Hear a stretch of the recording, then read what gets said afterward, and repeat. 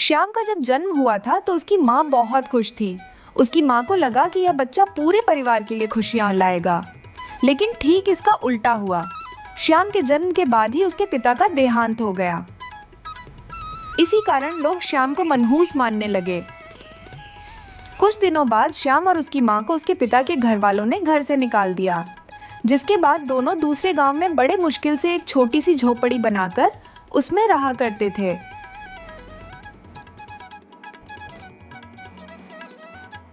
माँ, मुझे तुम्हारा ऐसे दूसरे के घरों में बर्तन धोना अच्छा नहीं लगता। क्या मैं तुम्हारे साथ चलकर तुम्हारी मदद नहीं कर सकता? बेटा, मैं दूसरे के घरों में जाकर बर्तन धोने का काम करती हूँ। वहाँ जाकर तू क्या करेगा भला?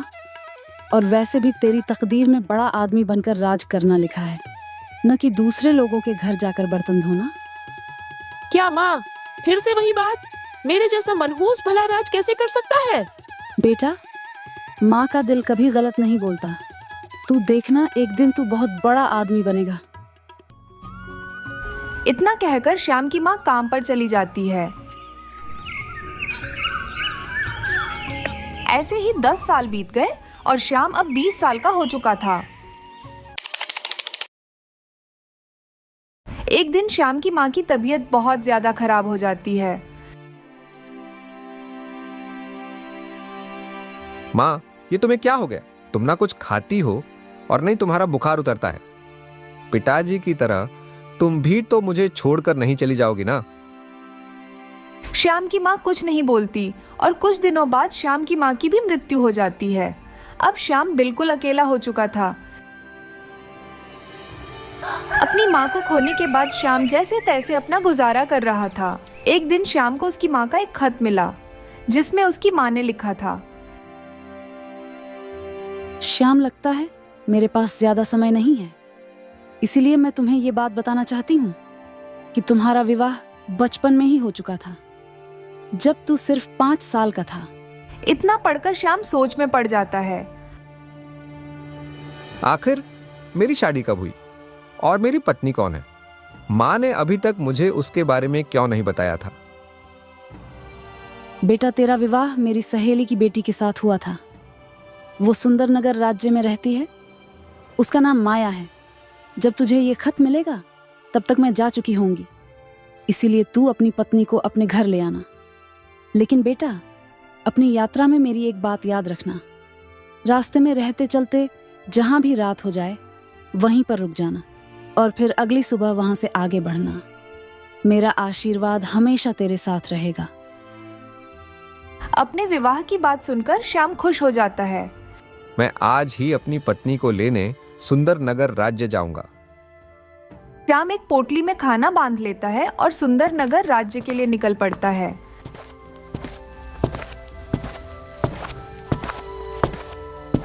चलते चलते श्याम जंगल के बहुत अंदर तक आ जाता है।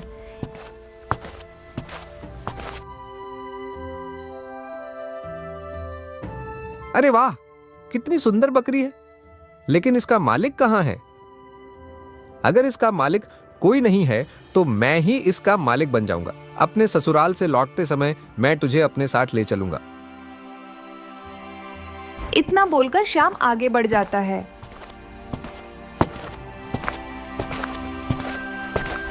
ओहो, इतनी देर से चलते चलते मैं बहुत थक गया हूं और मुझे बहुत जोरों की भूख भी लगी है।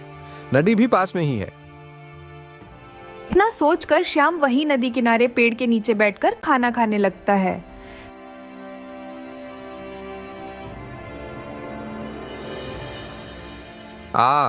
खाना खाकर पेट तो भर गया, अब थोड़ा पानी भी पी लेता हूँ। फिर श्याम नदी के पास जाता है और पानी पीता है। इस नदी का पानी तो बहुत मीठा है। पीकर आनंद ही आ गया। चलो अब मैं आगे चलता हूँ।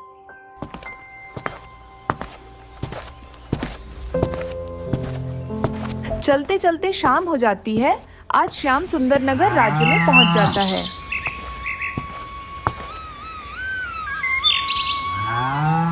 अनजान गांव में श्याम को कुछ भी समझ में नहीं आ रहा था कि वो अपनी पत्नी का घर कैसे ढूंढे। तभी गांव में उसे ठेले वाला दिखाया देता है और वो उसके पास जाकर पूछता है, अरे भाई, क्या आप बता सकते हैं कि यह कौन सा गांव है? अरे भाई, ये सुंदर नगर राज्य है। अरे हाँ, माँ ने तो खत में इसी गांव का जिक्र किया था। मतलब यही मेरा ससुराल है। शुक्रिया भाई। लेकिन भाई, क्या तुम बता सकते हो कि माया का घर किधर होगा? अरे हाँ भाई, क्यों नहीं। तुम यहां से सीधे चले जाओ, सबसे अंत में नदी के किनारे वाला घर माया का ही होगा। माया के घर का पता जानकर श्याम वहां से चल देता है। मुझे लगता है वह आखिर वाला घर ही मेरी सासू माँ का है। श्याम झोपड़ी के पास पहुंचा ही था तभी रात हो गई। आज श्याम वहीं रुक जाता है।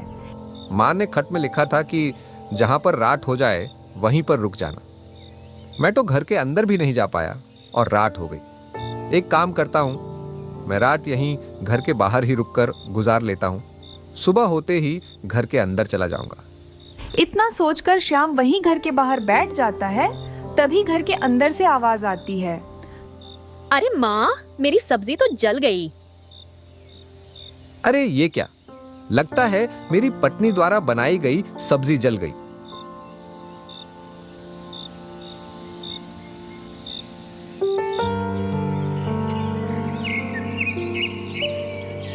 सुबह सुबह श्याम उठता है और घर के अंदर चला जाता है।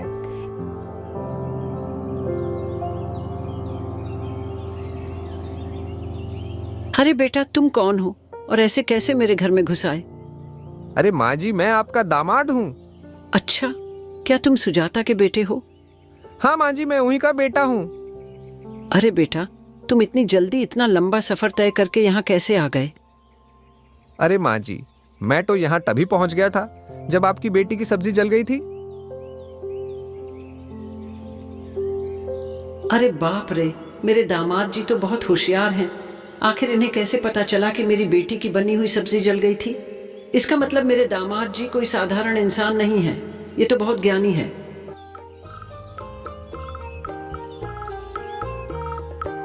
अरे माँ जी, क्या हुआ?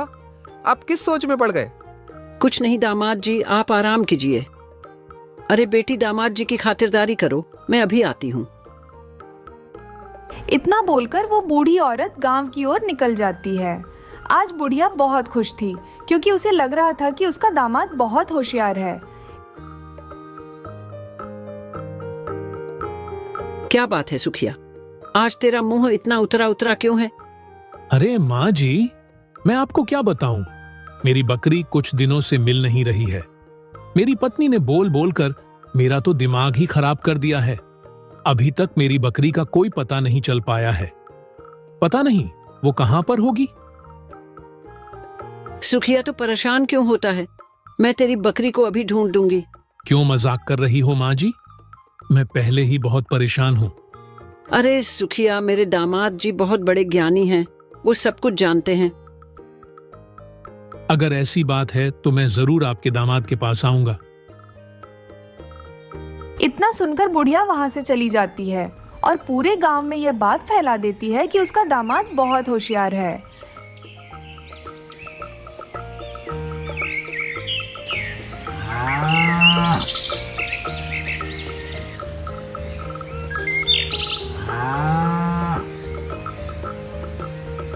दामाद जी, मैंने सुना है कि आप बहुत ज्ञानी पुरुष हैं।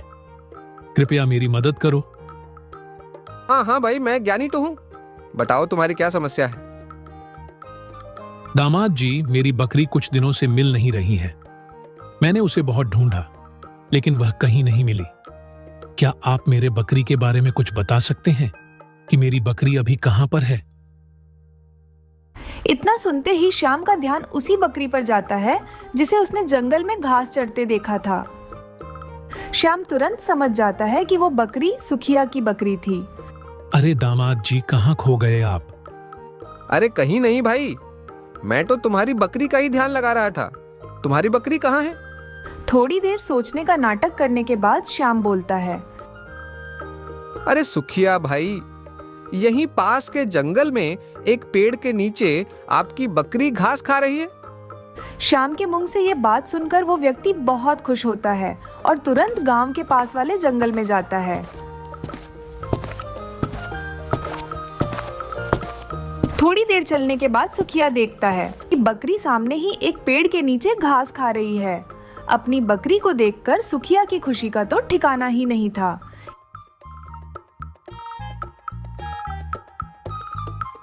दामाद जी, आपकी जय हो। मैं बहुत दिनों से परेशान था। आपने मेरी बकरी ढूंढ दी। आप तो सच में ज्ञानी हो। ये बात पूरे गांव में फैल जाती है कि सरस्वती का दामाद सच में बहुत ज्ञानी है और वो सब कुछ जानता है।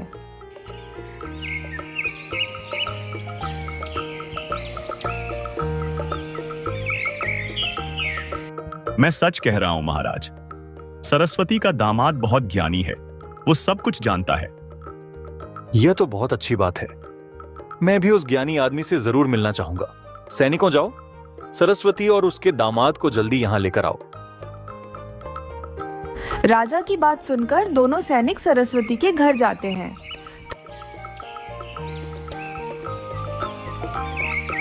अरे ओ अम्मा, तुम लोग मेरे साथ राजमहल चलो। महाराज ने आपको और आपके दामाद को राजमहल में बुलाया है। अरे सैनिकों, महाराज हमें क्यों बुला रहे हैं? क्या हमसे कोई गलती हुई है? पता नहीं अम्मा, हम ये सब नहीं जानते। आप लोगों को हमारे साथ राजमहल चलना होगा। हे भगवान, ज्ञानी बनने के चक्कर में मैं कुछ गलत तो नहीं कर बैठा? आखिर राजा हमें क्यों बुला रहे हैं? थोड़ी देर बाद सरस्वती अपने दामाद और सैनिकों के साथ राजा के महल में चली जाती है। क्या हुआ महाराज? आपने हम गरीब को याद किया। हमसे कोई भूल हो गई है क्या? सरस्वती नहीं, तुमसे कोई गलती नहीं हुई है और ना ही कोई भूल। हम तो बस इतना जानना चाहते हैं कि क्या तुम्हारा दामाद सच में भूत और भविष्य जानता है? जी हाँ महाराज, इसमें कोई शक नहीं है। मेरे दामाद जी बहुत ज्ञानी हैं। क्यों श्याम, क्या यह सच है कि तुम भूत और भविष्य दोनों जानते हो? राजा की बात सुनकर तो श्याम के पसीने ही छूट जाते हैं। हे भगवान, क्या बुढ़िया ने मुझे कहां फंसा दिया? अगर ना बोला तो राजा मुझे अभी मारवा देगा। अगर हां बोलो तो हो सकता है कि अपने आप को बचाने का कोई मौका मिल जाए। क्या हुआ श्याम, तुम किस सोच में डूब गए? कहीं नहीं महाराज, आपने मेरे बारे में जो भी सुना है सब सच है। तो फिर ठीक है, तुम मुझे रानी के खोए हुए हार के बारे में बताओ कि वह कहां है। अगर तुमने सच बताया तो मैं तुम्हें मुंह मांगा इनाम दूंगा, और अगर तुम नहीं बता पाओगे तो मैं तुम्हारा सर काटवा दूंगा। राजा की बात सुनकर श्याम बहुत ज्यादा डर जाता है और खुद को बचाने का उपाय सोचने लगता है। क्या हुआ श्याम, तुम किस सोच में डूब गए? माफ कीजिएगा महाराज, लेकिन हार का पता लगाने के लिए आपको मुझे एक दिन का समय देना ही होगा। ठीक है, मैं तुम्हें कल तक का समय देता हूं।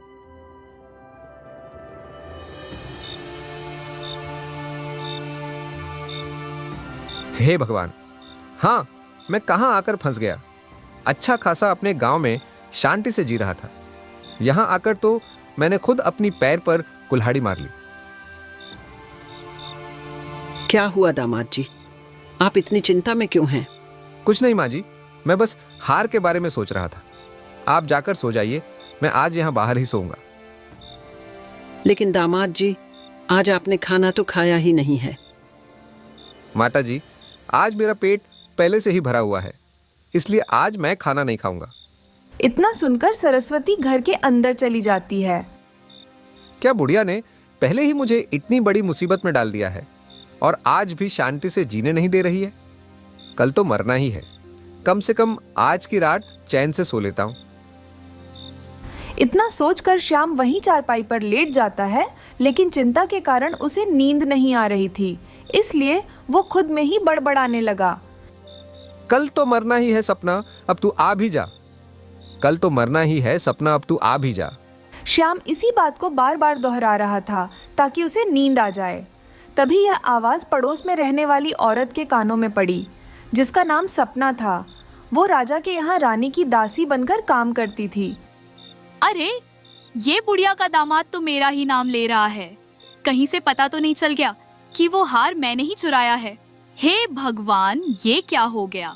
अगर ये बात है राजा को पता चली तो राजा तो मुझे फांसी पर ही चढ़ा देंगे।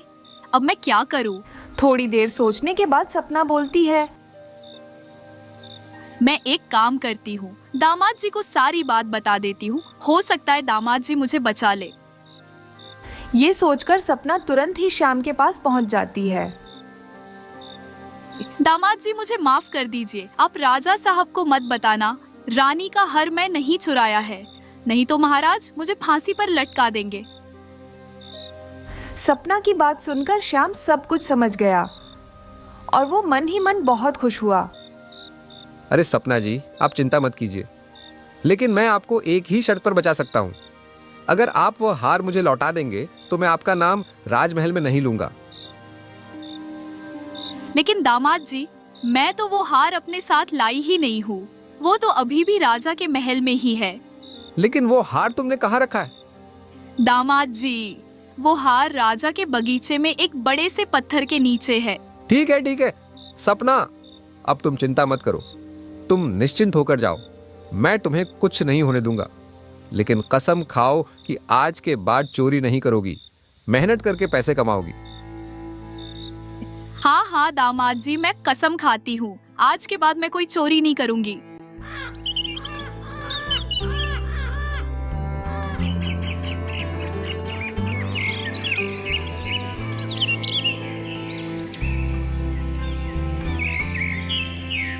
अगले दिन राजा के सैनिक फिर से श्याम को लेने आते हैं। चलो श्याम, राजा ने तुम्हें बुलाया है। हाँ, चलो सैनिकों, मैं आपके साथ चलने को तैयार हूं।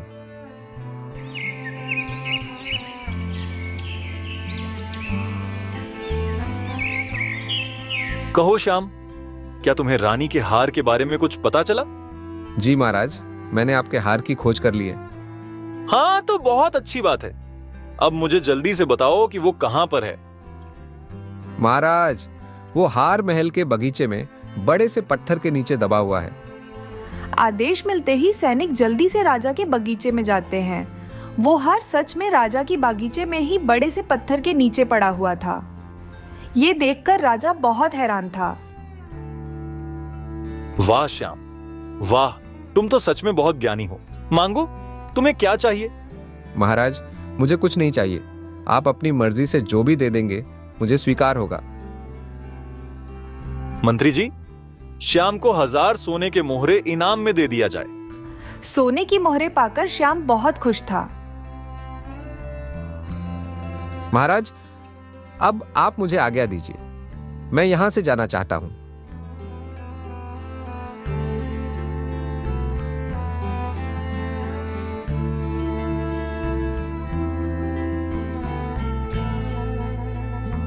हे भगवान, आज तो बचा लिया आपने।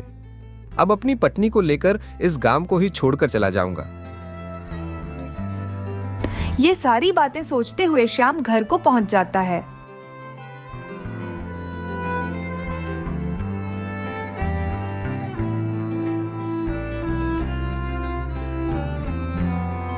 माता जी, आप मेरी पत्नी को आज ही विदा कर दीजिए। मैं आज ही अपने घर लौटना चाहता हूं, क्योंकि आज का दिन ही विदाई के लिए सबसे ज्यादा शुभ है। अगर ऐसी बात है दामाद जी, तो आप आज ही चले जाओ। और फिर श्याम अपनी पत्नी को लेकर अपने गांव लौट जाता है और खुशी खुशी अपना जीवन व्यतीत करता है।